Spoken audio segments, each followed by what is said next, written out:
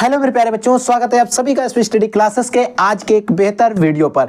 आज हम बात करने वाले हैं क्लास 12 केमिस्ट्री का। आज जो आपका एग्जाम हुआ है ना, आपका पेपर कोड देख लीजिए। मैं कहता हूं आज मैं तो बहुत ज्यादा खुश हूं, क्योंकि ऐसा पेपर देखकर मेरे दिल में खुशी है।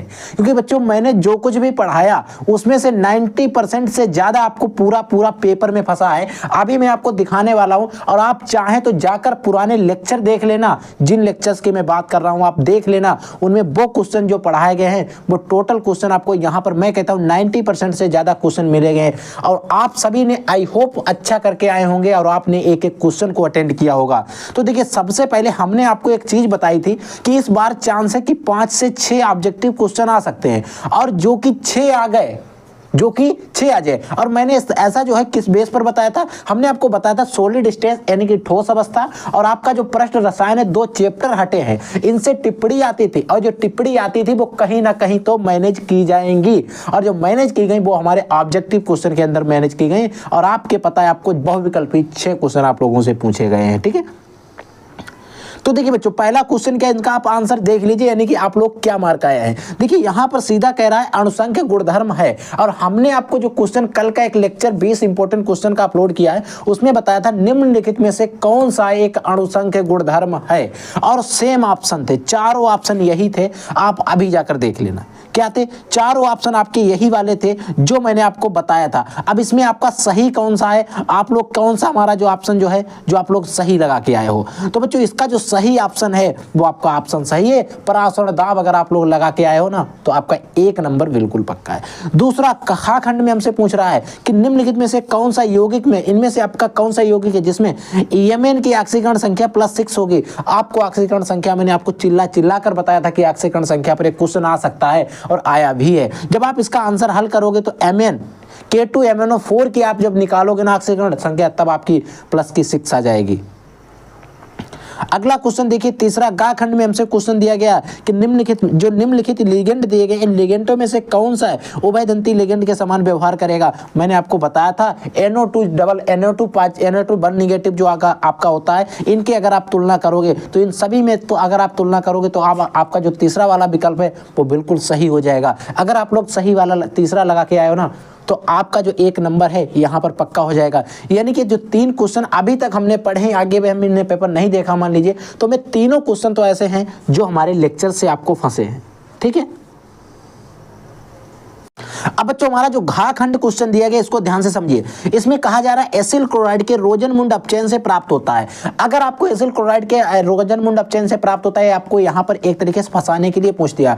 अगर आपने रोजनमुंड अपचयन को भी अच्छे से पढ़ लिया, पूरा पढ़ लिया ना, तब भी आप इसका आंसर मार दोगे। क्या प्राप्त होते हैं, एल्डिहाइड प्राप्त होता है, मैंने आपको बताया था। ठीक है, इनमें से आपको देखिए मैंने कार्बिल एमीन अवक्रिया आपको चिल्ला कर बताई थी, कार्बिल एमीन अवक्रिया आप अभी जाकर पढ़िएगा क्योंकि इससे रिलेटेड क्वेश्चन आएगा। इसमें क्या पूछा गया, निम्नलिखित में से कौन सा आइसोसाइनाइड परीक्षण देता है, यानी कि इनमें से आपको सही ऑप्शन कौन सा है, प्राथमिक द्वितीयक तृतीयक चतुर्थ, यानी कि सॉरी बच्चों चतुर्थ नहीं, तृतीयक और अम्ल एमाइड है। यानी कि इनमें से कौन सा एक ऐसा यौगिक है जो आइसोसाइनाइड परीक्षण देगा। क्या हमारी प्राथमिक एमीन होगी या फिर द्वितीयक एमीन होगी, ऐसी कौन सी एमीन है जो हमारा आइसोसाइनाइड परीक्षण देता है। अगर आप फेनिल आइसोसाइनाइड बनाते थे, एथिल आइसोसाइनाइड बनाते थे, हमने आपको बताया था कि आपकी जो हमारी प्राथमिक एमीन होती है वही सिर्फ आइसोसाइनाइड परीक्षण देती है, और सेम पूछ लिया गया। ठीक है, अगला क्वेश्चन है न्यूक्लिक अम्ल के न्यूक्लियोटाइड जो होते हैं, न्यूक्लिक अम्ल जो होता है उनके न्यूक्लियोटाइड जो होते हैं आपस में जुड़े होते हैं। आपका जैव अणु वाला जो चैप्टर है उससे पूछा गया। अब बच्चों जो प्रोटीन के अणु होते हैं वो एक दूसरे से जुड़े होते हैं, वो प्रोटीन बंधों के द्वारा जुड़े पेप्टाइड बंध होते हैं। ठीक है, लेकिन जो न्यूक्लिक अम्ल होते हैं वो फास्फोएस्टर डाई बंध के द्वारा जुड़े होते हैं। फास्फोएस्टर जो बंध होता है उनके द्वारा हमारे जो यानी कि जो एक न्यूक्लिक अम्ल है दूसरा न्यूक्लिक अम्ल के साथ में जुड़ा रहता है। अब बताइए, आपको 6 ऑब्जेक्टिव क्वेश्चन है, 6 के 6 अगर आपने हर एक लेक्चर को अटेंड किया तो आपको फंस रहे हैं। अब बच्चों इसी का पूरा पेपर जो है, अब आपका यहाँ पर जो है ऑब्जेक्टिव क्वेश्चन आपके कुछ इंग्लिश वर्जन में दिए गए। ठीक है, देखिए बच्चों अगला क्वेश्चन है जिसमें आपका कहा जा रहा है क्वेश्चन नंबर 2 का का खंड। क्वेश्चन नंबर 2 का का खंड आपका जो मैंने ग्लूकोज वाला आपको सॉरी बच्चों बिलियन वाला आपको चैप्टर पढ़ाया था, और अभी आज अगर आप सुबह का लेक्चर देख लेना, न्यूमेरिकल का मैंने अपलोड किया है, उसमें मैंने आपको मोलरता और मोलरता का सूत्र बताया था, और उसी से सेम हमारा न्यूमेरिकल आ गया है। ठीक है। अगला क्वेश्चन खा खंड में हमसे कहा जा रहा है कि जो हमारा क्रोमाइट अयस्क के पोटेशियम डाइक्रोमेट बनाने की विधि जो होती है, क्रोमाइट अयस्क होता है, इससे क्या करते हैं, पोटेशियम डाइक्रोमेट बनाने की विधि होती है, उसका सचित्र वर्णन करते हैं, डाइक्रोमेट आयन की संरचना सूत्र। बच्चों ये मैंने आपको नहीं पढ़ाया, ये मैंने आपको नहीं पढ़ाया है, ठीक है। मैं कह रहा हूं मैंने नहीं पढ़ाया है। जो 10% आपको नहीं फंसा वो ऐसे 1-2 क्वेश्चन है जो मैंने आपको नहीं पढ़ाया, लेकिन ऐसा नहीं है कि बिल्कुल नहीं पढ़ाया है। अगर आप लोग शायद मैंने जो चैप्टर वाइज जिस समय रिवीजन कराया उस समय हमने इस पर जिक्र किया था थोड़ा सा, लेकिन अगर आपने उस समय अगर पढ़ा होगा ना तो आप कुछ तो लिख कर आए होंगे, ठीक। अगला क्वेश्चन देखिए, गा खंड में हमसे कह रहा है कि उपसात संयोजन यौगिक के वर्णन सिद्धांत की व्याख्या कीजिए। मैंने आपको कई बार पढ़ाया है। हेलो एल्केन में द्वि अणु जो नाभिकीय प्रतिस्थापन अभिक्रिया यानी कि SN1 और SN2 अभिक्रियाएं होती हैं उनको मैंने आपको पढ़ाया है और आपसे पूछा गया है। अब ये सारे क्वेश्चन आपको यहाँ पर इंग्लिश में दिखाई दे रहे हैं। अब बच्चों हमारा क्वेश्चन नंबर 3 है, इसमें का खंड में पूछा गया परासरण दाब क्या है, परासरण तथा विसरण में जो विसरण होता है इसको उदाहरण सहित अंतर स्पष्ट कीजिए। मैंने कितनी बार बताया है कि परासरण दाब क्या होता है। मोटरसाइकिल का, कार का हमने एग्जाम्पल ले लेकर आपको समझाया था कि परासरण की क्रिया को रोकने के लिए हमें जो दाब की आवश्यकता पड़ती है वही हमारा परासरण दाब होता है। कितनी बार बताया था कि परासरण की एक क्रिया होती है, विसरण भी हमारी एक क्रिया होती है, इनमें अंतर आपके पूछे जा सकते हैं। मैंने ऐसा आपको बताया था और पूछे भी गए हैं। अगला क्वेश्चन आपका कहा जा रहा है, क्वेश्चन नंबर खा है, फिनोल की जो नाभिकीय प्रकृति होती है, जो अम्लीय प्रकृति होती है उसको प्रदर्शित करना। हमने वहां पर फिनोल और साइक्लोहेक्सेनॉल में आपको डिफरेंट बताया था, क्योंकि वहां पर हाइड्रोजन बंध जो होते हैं वो आसानी से ब्रेक हो जाते हैं। वहां पर मैंने आपको इसको पूरे से अच्छे से समझा दिया था। अब बच्चों यहाँ पर देखिए, आपका पूछा गया टालेन अभिक्रमक क्या है, बताया था कई बार टालेन अभिक्रमक के बारे में, AG2O वगैरह, ठीक है।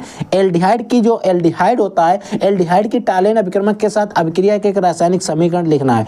प्रोटीन के विकृतीकरण पर संक्षिप्त टिप्पणी मैंने आपको कई बार बताया कि प्रोटीन की जो संरचना होती है भंग हो जाती है जब उसमें हम रासायनिक या कोई भौतिक परिवर्तन करते हैं तो वो अपनी जैविक क्रिया खो देती है, जिसे हम प्रोटीन का विकृतीकरण कहते हैं। कितना बताया मैंने, सारे क्वेश्चन आपको फंस रहे हैं। देखिए अगला क्वेश्चन देखिए बच्चों, क्वेश्चन नंबर का जो है इसमें आपका पहला क्वेश्चन पूछा है, मोलल अवनमन स्थिरांक को परिभाषित कीजिए। यानी कि मोलल अवनमन स्थिरांक पर मैंने आपको टिप्पणी बताई थी कि टिप्पणी आ सकती है, लेकिन यहाँ पर डायरेक्ट क्वेश्चन में पूछ लिया गया, ठीक है। अब यहाँ पर आपका एक जो न्यूमेरिकल है, जो आपको न्यूमेरिकल पूछा गया, विलेन का हिमांक पूछ लिया गया, ठीक है।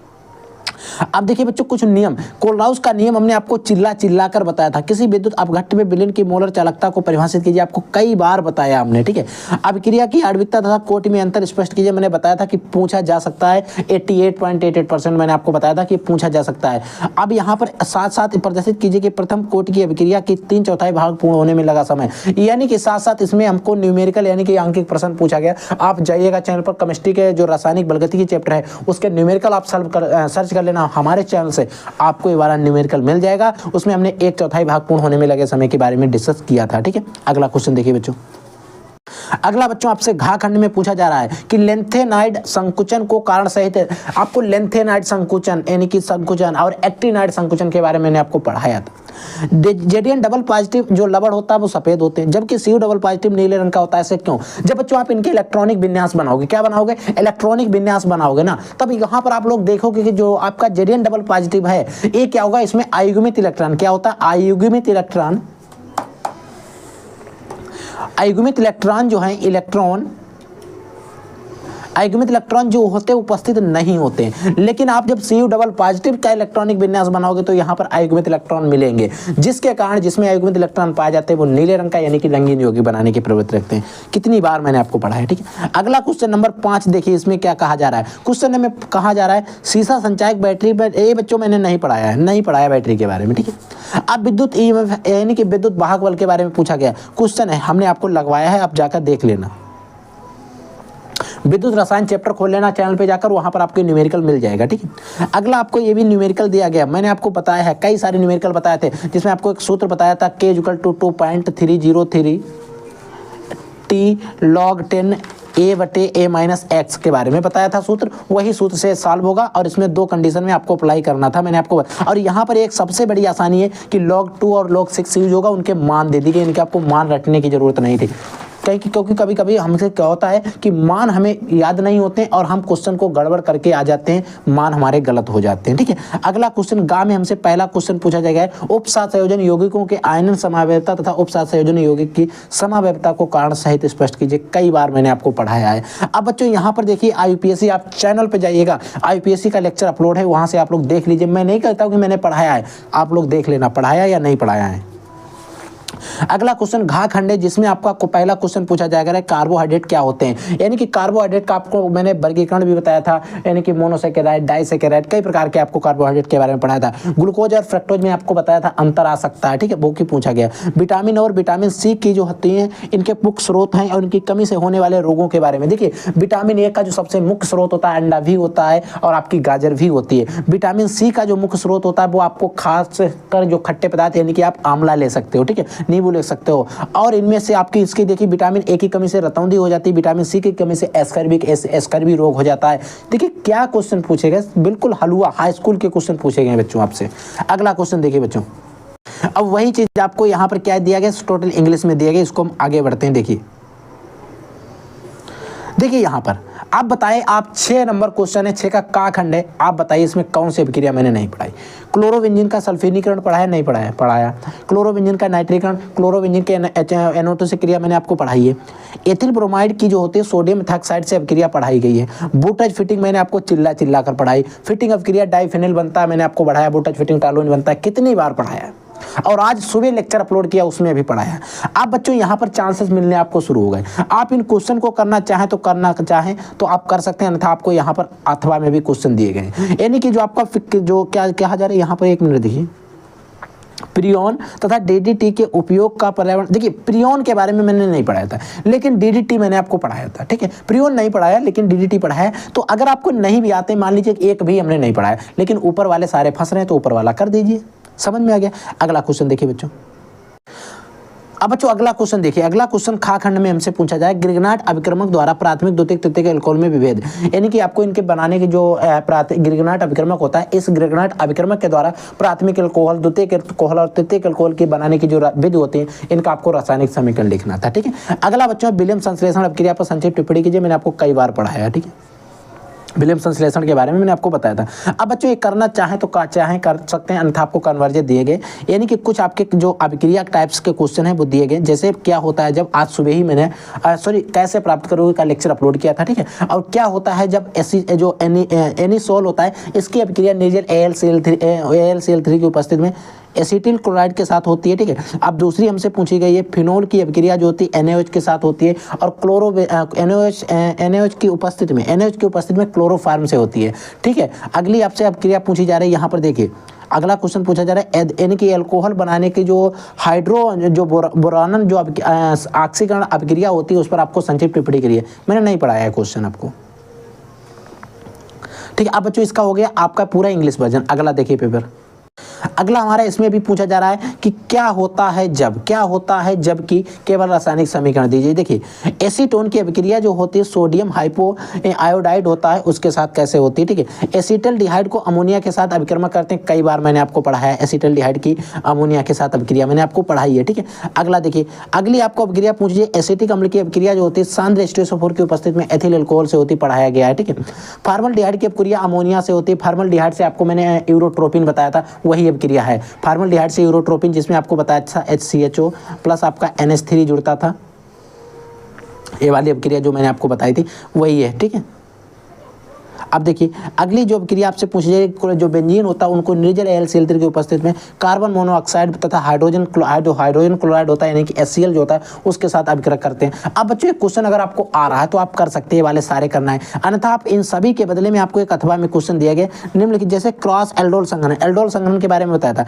इटार्ड अभिक्रिया पढ़ाई है, कैन-यारो अभिक्रिया, तीनों अभिक्रिया पढ़ाई है, तो आप इसको कर दीजिए। ऊपर क्यों करेंगे, ऊपर ज्यादा आपको करना रहेगा, इधर आपको 3 ही क्वेश्चन करने हैं। जो आपका क्या है क्रॉस एल्डोल संघनन इटार्ड है 2-2 नंबर की, और आपका जो कैन-यारो 1 नंबर की आपको लिख देना है, परिभाषा लिखनी, उदाहरण लिखकर आपको छोड़ देना है, आपके नंबर हो जाएंगे 5 पूरे। अब बच्चों इसका देखिए अब बच्चों खा खंड देखिए, इसमें 6 नंबर को जो अगला क्वेश्चन है 7 नंबर का उसका खा खंड देखिए। इसमें कहा है प्राथमिक द्वितीयक तृतीयक अमीनों की पहचान करने वाले हिंसबर्ग परीक्षण पर वर्णन कीजिए, सब क्रिया का आपको समीकरण भी दीजिए। देखिए बच्चों एक क्वेश्चन जो है इस लेवल पर मैंने नहीं आपको पढ़ाया था, लेकिन मैंने ये चीज आपको जरूर पढ़ाई थी कि प्राथमिक द्वितीयक अमीन जो होते हैं इनमें आपको हिंसबर्ग अपक्रिया हिंसबर्ग जो आपका परीक्षण होता है इसकी क्या उपयोगिता होती है, इसका वर्णन आपको मैंने शॉर्टकट में पढ़ाया था। अगर आप वो भी लिख देते ना तो 3 नंबर का है तो 2 नंबर तो मिल ही जाते, लेकिन ऐसा नहीं, बिल्कुल नहीं पढ़ाया गया है। ठीक है, अगला बच्चों है प्राथमिक अमीनों का क्वथनांक तृतीयक अमीनों की से अधिक होता है, ऐसा क्यों होता है? देखिए प्राथमिक अमीन जो होते हैं इनका जो क्वथनांक होता है वो तृतीयक अमीन जो होती हैं उनसे अधिक होता है, ऐसा क्यों होता है? आपको इनका कारण सहित स्पष्ट करना है। ठीक है, अब बच्चों अगर आप इस क्वेश्चन को करना चाहें तो करिएगा, अन्यथा आपको अथवा में भी चांस दिया गया। क्या कह रहा है? डायजोनीकरण अपक्रिया आपको पूछी गई, गैब्रियल थायरामाइड कार्बेलेमिन अपक्रिया, जो कि पीछे कार्बेलेमिन अपक्रिया से रिलेटेड क्वेश्चन भी आ चुका प्राथमिक अमीन वाले में। ठीक है, ऑब्जेक्टिव में तो आपका पूरा पेपर हो गया। ठीक है, अब आपका जो पेपर है वो आपका दिया गया, यहाँ पर जो ये सारे क्वेश्चन जो बचे हैं वो इंग्लिश वर्जन में दे दिए गए। तो ये आपका पूरा पेपर हो गया। इस तरीके से आपका पूरा पेपर था। आई होप आप सभी ने पेपर बहुत अच्छे से किया होगा। अब बच्चों आपकी जो कॉपी का मूल्यांकन है वो जल्दी शुरू होने वाला है, अप्रोक्स शायद 13 मार्च से शुरू हो सकता है। ठीक है, तो जैसे ही कोई अपडेट आती रहेगी आपके रिजल्ट को लेकर, आपकी कॉपियों को लेकर, हमारे चैनल पर आपको टाइम टू टाइम आपको प्रोवाइड कराता जाएगा, आपको वीडियो बना के बता दिया जाएगा। ठीक है बच्चों, तो आप लोग अब आपको जो भी आपका एम है वो आगे उस पर फोकस करिए, आपको बैठना नहीं है। अब आप पढ़ाई करिए, आप पढ़ते रहिए, क्योंकि आपको बैठना बिल्कुल भी नहीं है। ठीक है बच्चों, तो I will take in next class. तब तक के लिए जय हिंद, वंदे मातरम।